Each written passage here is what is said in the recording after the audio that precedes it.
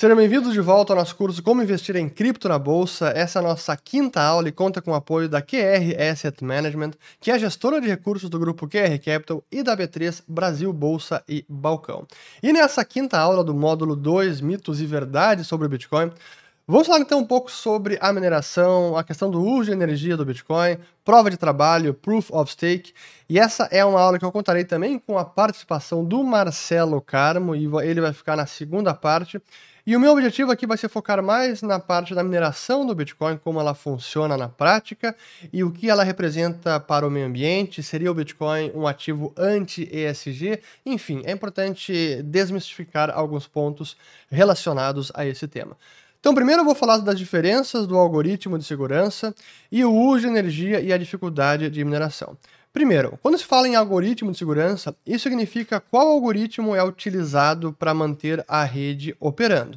No caso do Bitcoin, foi utilizado desde o início a chamada prova de trabalho, ou Proof of Work, prova de trabalho, onde os mineradores, para receberem a recompensa, eles precisam não apenas validar as transações, mas também desempenhar uma tarefa computacionalmente custosa, ou seja, exige força computacional, portanto energia elétrica, para resolver esse problema. E é o chamado problema da prova de trabalho. E no caso da rede do Bitcoin, esse problema ele é tão difícil que ele leva sempre, em média, 10 minutos para ser solucionado. Mas a rede foi desenhada de tal maneira que ela autorregula para sempre manter os 10 minutos entre cada bloco minerado. Portanto, se mais força computacional entrar na rede para receber as recompensas, a rede vai recalibrando a dificuldade de mineração para sempre manter os 10 minutos em média. Eu vou voltar mais a esse ponto, mas eu queria apenas fazer uma breve explicação sobre como funciona a prova de trabalho. Essa é a essência da rede, a mineração é o coração da rede, é o que mantém ela pulsando. Mas há uma outra forma, uma alternativa de algoritmo de segurança, ou que se chama também que é o algoritmo de consenso, que é a chamada prova de participação ou Proof of Stake.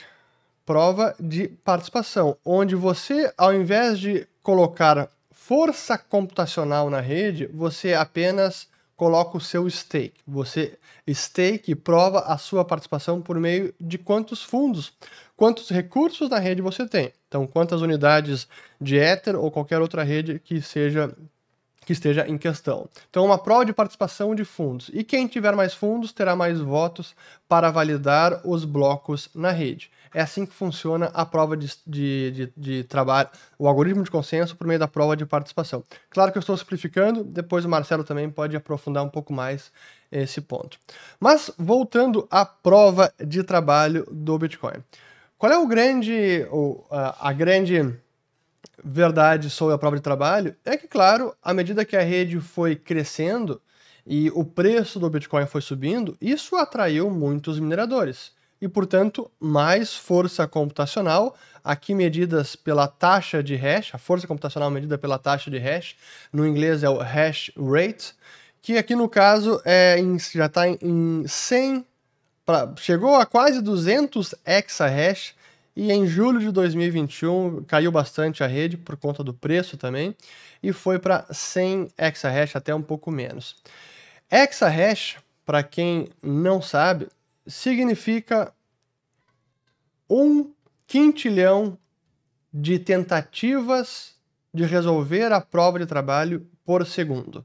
1 quintilhão de vezes por segundo. Portanto, 100 exahash significa 100 quintilhões de vezes que a rede como um todo tenta resolver o problema da prova de trabalho. É a rede mais potente do planeta já há vários anos, nem se somarmos todos os servidores do Google ou da Apple juntos, nada disso supera a força computacional investida na rede do Bitcoin.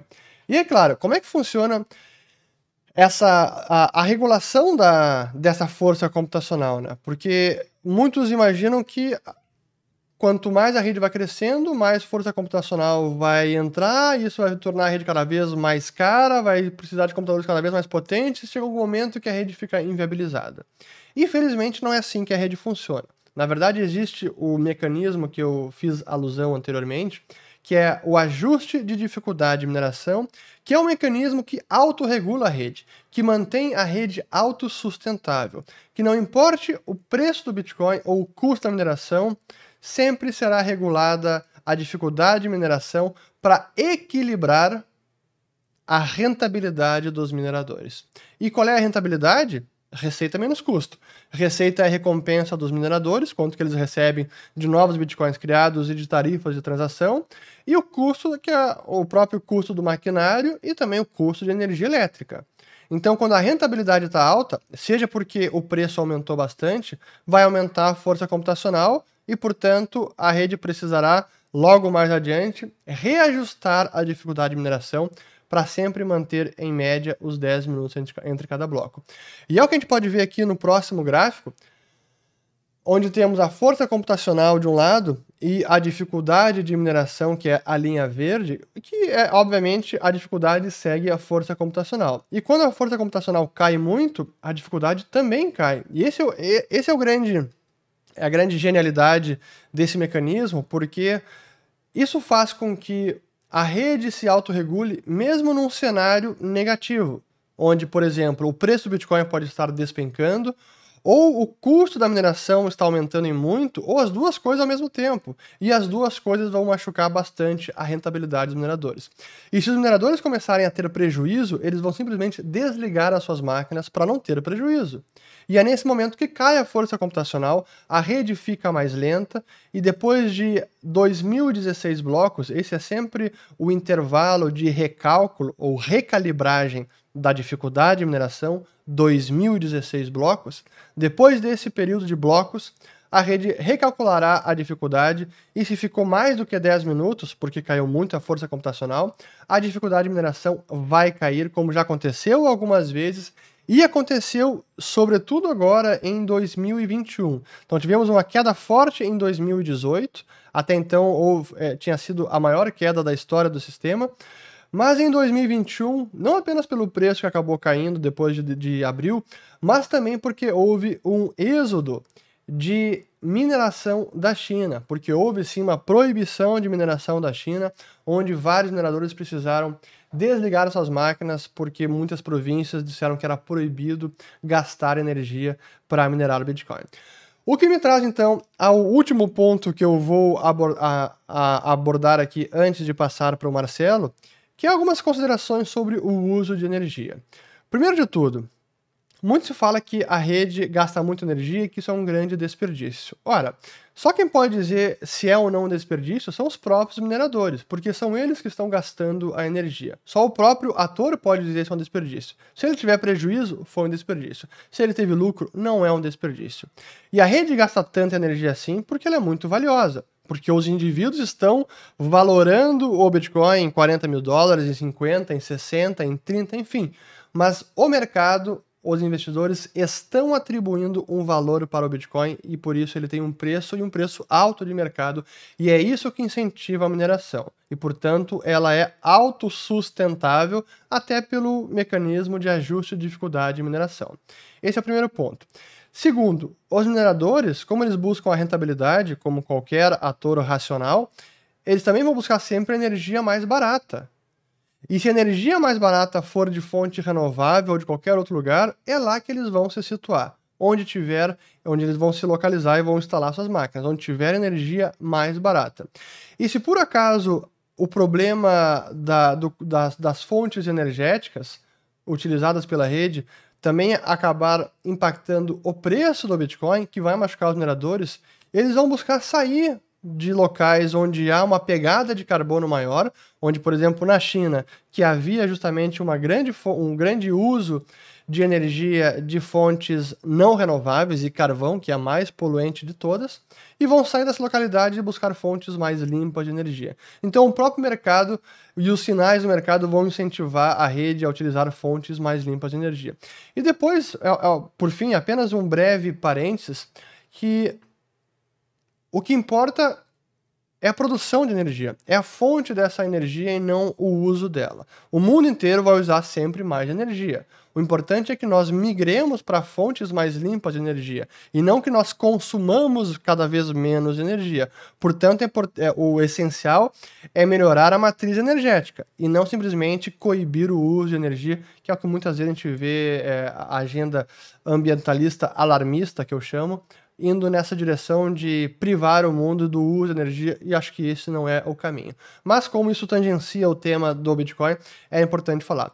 E aí, por fim, antes de encerrar a minha parte e passar para o Marcelo, a consideração que eu faço final aqui sobre o Bitcoin sendo um ativo anti-ESG, que é o que muita gente acaba equivocadamente, na minha humilde opinião, dizendo. Primeiro, não é anti-E, como a gente falou. Segundo, não é antissocial, porque ele é extremamente democrático, qualquer um pode usar, qualquer um pode acessar, e ele tem um grande potencial, inclusive, de trazer liberdade para indivíduos, uma alternativa, uma válvula de escape, até mesmo proteção financeira e patrimonial. Então ele é bastante ES também. E por fim, é o que há de mais G, governança, porque é um sistema onde ele é completamente aberto, transparente, as regras são conhecidas, qualquer um pode auditar e validar e mostrar tudo o que está acontecendo, e todo o comportamento na rede, o comportamento honesto é o que é incentivado na rede. E qualquer mau comportamento será rapidamente identificado e coibido. Portanto, em termos de governança, é um sistema bastante ESG também. Mas, por fim, acabo aqui essa minha parte e deixo que o Marcelo assuma a partir daqui. Olá, pessoal. Meu nome é Marcelo Carmo.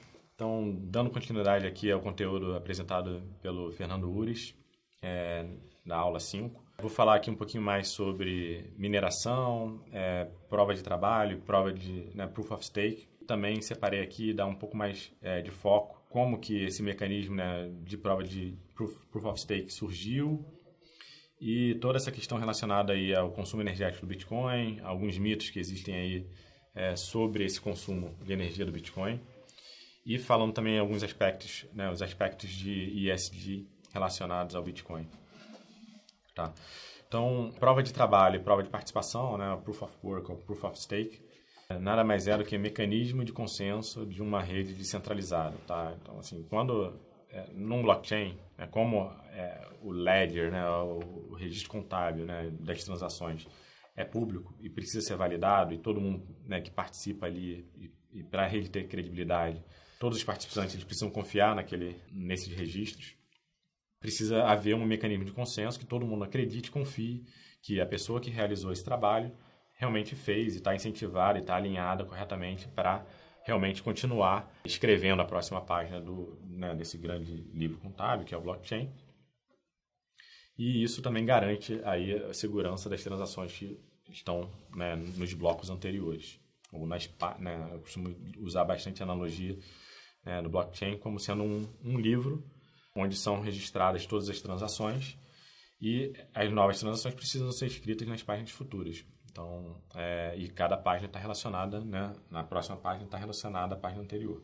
Então, esses mecanismos, os dois mecanismos principais que existem hoje são a prova de Proof of Work, que é a prova de trabalho, que envolve aí, esforço computacional e uma competição entre os computadores para ter o direito de minerar o próximo bloco, e o Proof of Stake, que basicamente não existe competição entre os nodes e os computadores.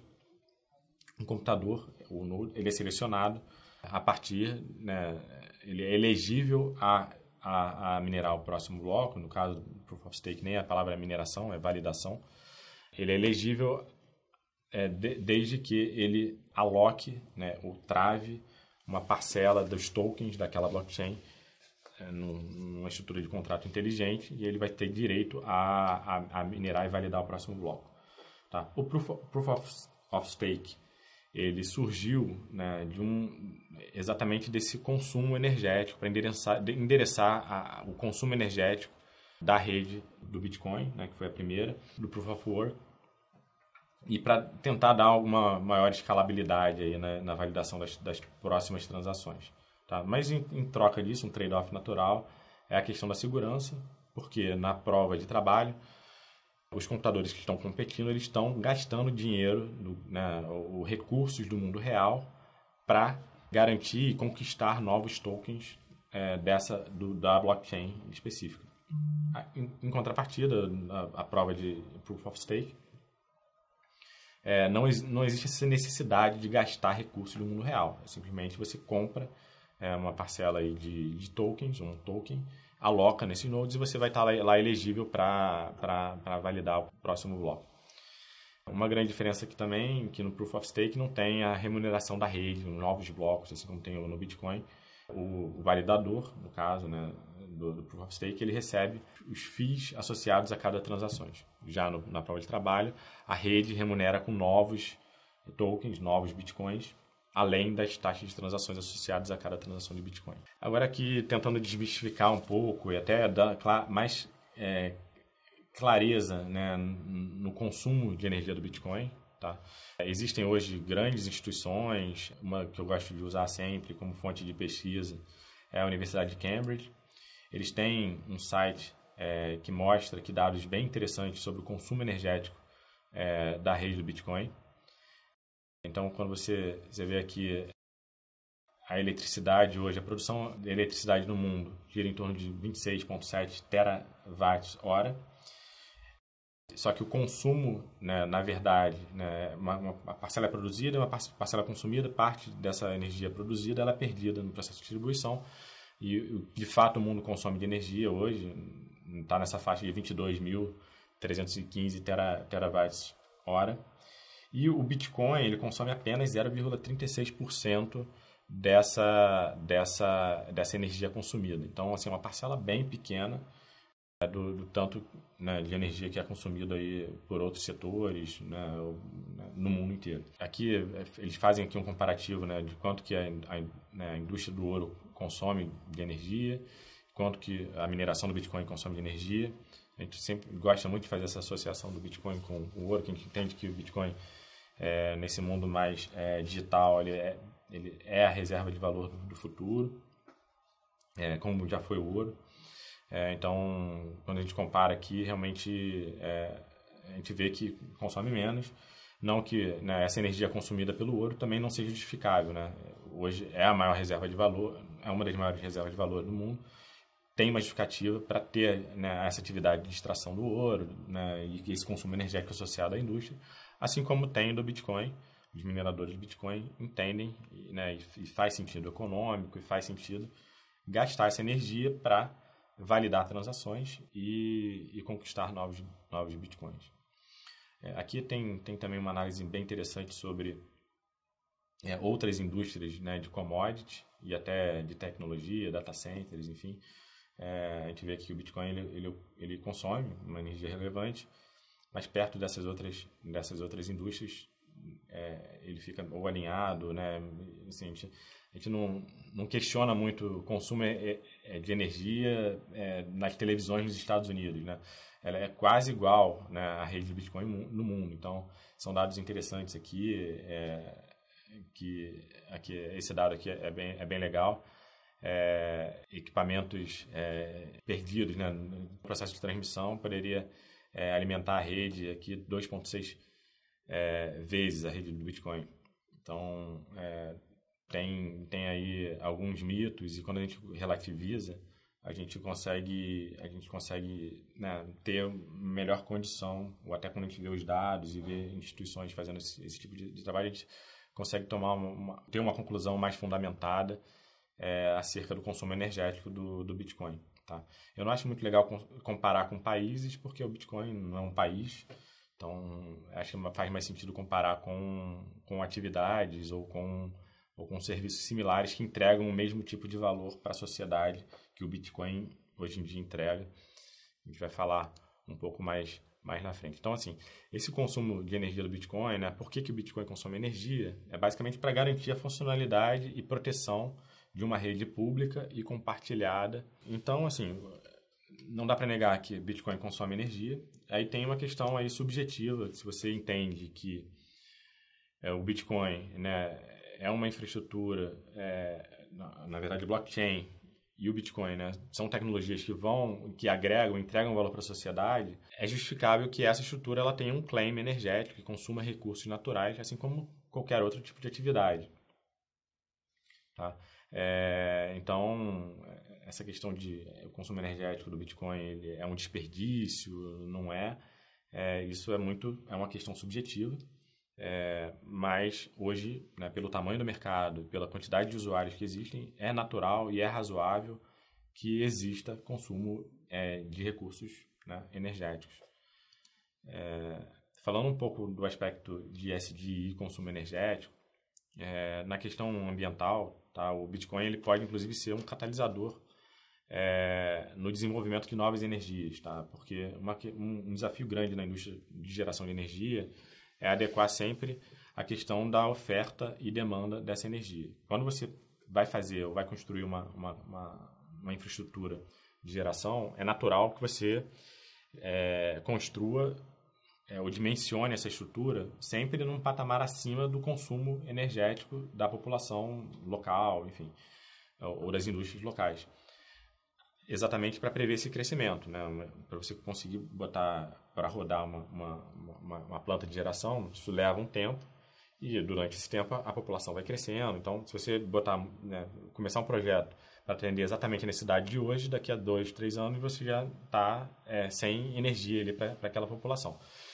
E pela característica da mineração, né, por ser computadores, né, e estruturas bem móveis, você consegue ligar e desligar do grid, e isso é importante para a questão de desenvolver e dimensionar e até gerar mais retorno para o investimento em energia, porque você já consegue, né, começou a construir aquela planta, tem aquela capacidade energética ociosa ou superdimensionada, que é natural num processo desse, você já consegue, né, ligar uma máquina de mineração, começar a minerar Bitcoin, e isso gera um fluxo de caixa positivo já para o projeto, isso melhora o retorno, inclusive, né, isso pode gerar até um barateamento na energia, porque o projeto ele vai ter uma fonte de receita extra e um fluxo de caixa positivo antes. Isso pode até ajudar a baratear, né, a energia da região e incentivar novas tecnologias que, né, principalmente as renováveis, quando você vai construir, você observou muito na China que o governo chinês fez muito investimento em energia, né, hidrelétrica, tinha overcapacity, e aí na época da chuva, né, quando os reservatórios eles se enchem, as águas elas passam por fora da turbina e a energia é desperdiçada. Se tem lá uma mineração, você consegue plugar sua máquina, dá para gerar energia e vai gerar uma receita positiva aí para a usina ou até para a população. Isso pode voltar para o consumidor, barateando o custo energético das famílias. E essa questão que houve na China, né, com esse Chinese Ban que ocorreu agora em maio, isso é natural e era um processo que já vinha acontecendo antes, de migração para jurisdições mais transparentes, notadamente Estados Unidos. Então, assim, um mercado onde é mais regulado, mais transparente, onde tem maior nível de institucional, investidores institucionais que demandam investimentos sustentáveis. As companhias, as minerações, elas têm acesso ao mercado de capital, elas estão abrindo capital na Nasdaq, enfim, isso exige e demanda um maior nível de transparência e um certo compromisso com a agenda de ESG. E eles têm procurado locais e têm procurado neutralizar suas pegadas de carbono. Isso gera uma roda positiva para o minerador e para a mineração do Bitcoin. Isso tende a diminuir ainda mais a pegada de carbono e a utilização de energia renovável para a mineração de Bitcoin. Isso a gente já vem acompanhando nos últimos anos. A adoção de energia renovável ela aumentou muito de anos para cá, exatamente por essa adoção e por esses players mais transparentes investindo capital e captando, né, no mercado de ações lá dos Estados Unidos. Isso é uma tendência que vai ocorrer, né, no mundo, e a gente já consegue observar isso na mineração. Bom, um outro ponto aqui de ESG, que é o social, então o papel social do Bitcoin, né, é uma coisa que às vezes é passado batido, despercebido, tá? E achei legal aqui trazer alguns números para a gente tangibilizar um pouco qual é o impacto social que essa nova tecnologia entrega para a população, até para justificar o consumo energético da mineração. Então, o principal papel hoje é a inclusão financeira para populações que vivem em ambiente econômico instável. Quando a gente fala isso, né, hoje, 4,3 bilhões de pessoas vivem em países autoritários, cerca de 53% da população mundial. São dados da Human Rights Organization. 1,3 bilhões de pessoas vivem em países com inflação de 2 ou 3 dígitos. Nem todas as moedas nacionais do mundo podem ser consideradas reserva de valor. E as remessas internacionais, né, eu falo de grandes transações, isso tanto grandes corporações ou até indivíduos, né, acho que o blockchain, a tecnologia de cripto consegue baratear muito esses custos. Tá? E aí, nesse ponto aqui de remessas internacionais, tem alguns países, eles dependem muito, ou grande parte do PIB desses países não desenvolvidos, eles são calcados, né, ou dependem dessas remessas. Que basicamente quando, por exemplo, a pessoa, né, migra para os Estados Unidos, né, da América Latina, muitas vezes não tem acesso, né, chega lá sem o green card e começa a trabalhar, não tem acesso ao banco e tal, e mandam dinheiro, né, mandam recursos para os seus países de origem, suas famílias, seus familiares.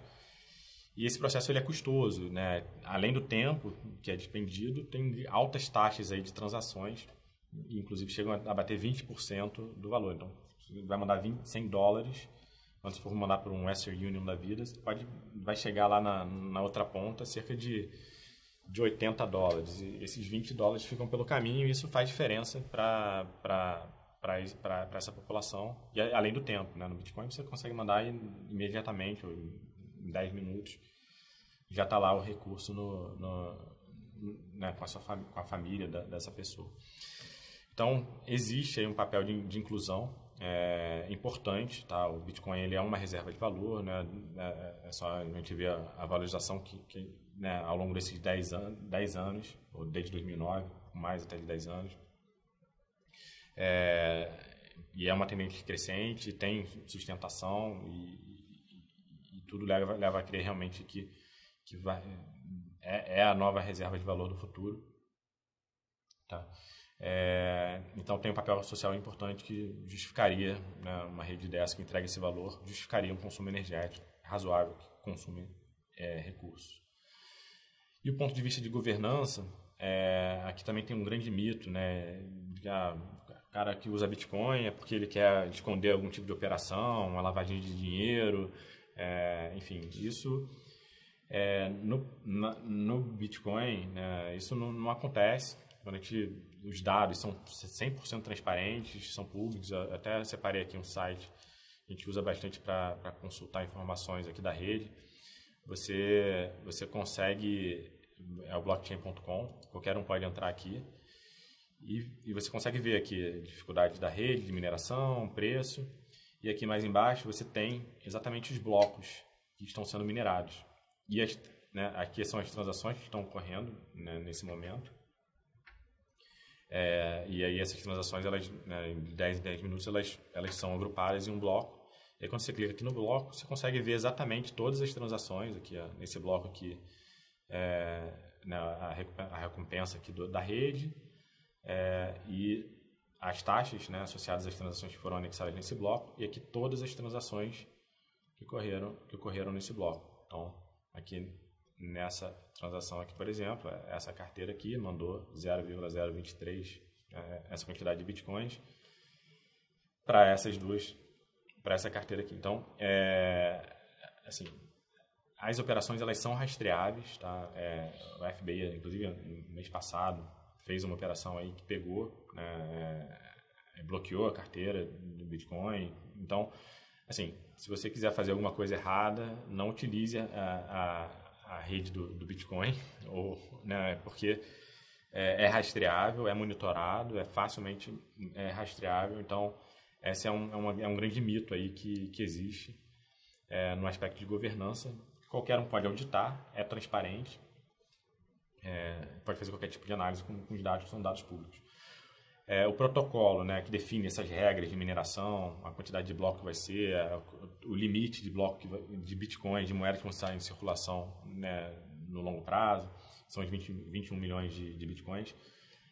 Isso é tudo definido em protocolo, na rede, e ninguém, né, se o Satoshi Nakamoto voltar ou aparecer e quiser mudar, ele não consegue mudar, porque ele vai precisar de um consenso, pelo menos 51% dos usuários concordem com o que ele propuser aí de mudança no protocolo. Então, tem uma governança pré-estabelecida no código, e isso é mantida e preservada pelos mineradores e pelos agentes da rede do Bitcoin. Então, é transparente e é a prova de interferência de uma única pessoa, de uma unidade centralizadora. Então, isso é importante para garantir até a previsibilidade, a continuidade e que as regras sejam claras, porque esses mineradores, quando eles fazem os investimentos, eles pensam no longo prazo.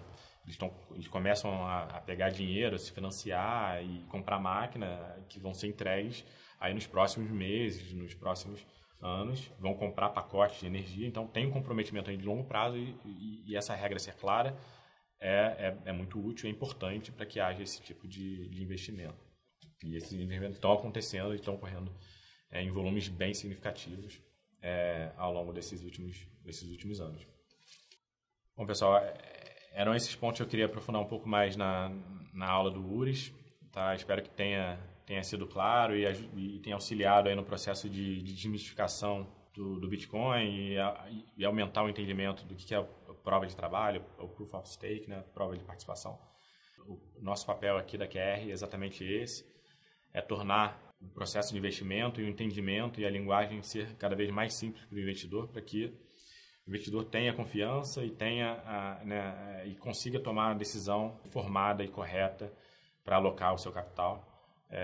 A gente está comprometido no longo prazo com o Bitcoin, com blockchain em geral, e queria agradecer também aqui a parceria com a B3, super importante também nesse processo educacional aí para o investidor brasileiro, cumprindo seu papel também de dar acesso e transparência ao investimento para o investidor brasileiro.